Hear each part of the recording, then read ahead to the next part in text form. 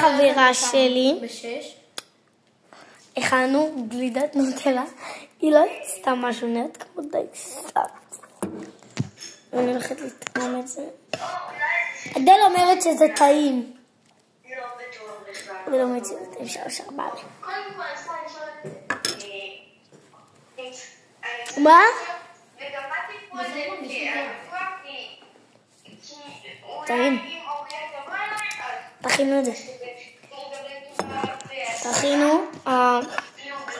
אולי אני אשים את המתכון. אז אני אגיד את מה התשובה, וזהו.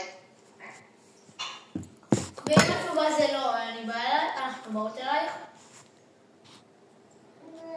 אולי ממש לא בטוח בשיט, אוקיי?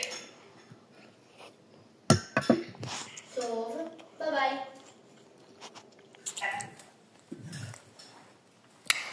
סליחה על הרעשים, פשוט כי חברה שלי דיברה עם חברה, מהחברה השנייה שלי.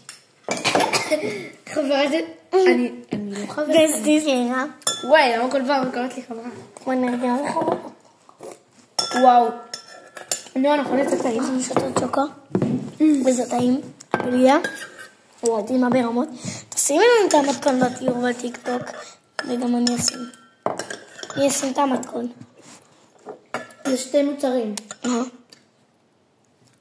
הכי קל. לא! אני באמצע סטטוס. גלה אחר כך. טלפון צמוד לטלפון. ממש כן. פה זה הכוס של הגבר. לא נותנת לי אותה. כתוב בקופי. נו, כי אחותי שתתה מזה. נכון, זה לא בא לי. קופי.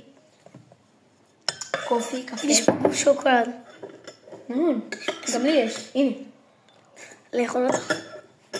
זה גוס שוקולד. נוצלה. קר! זה קפוא. עכשיו בלילה.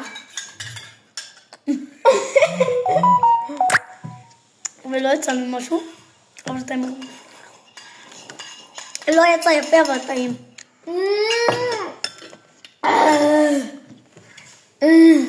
איזה מטומטמת.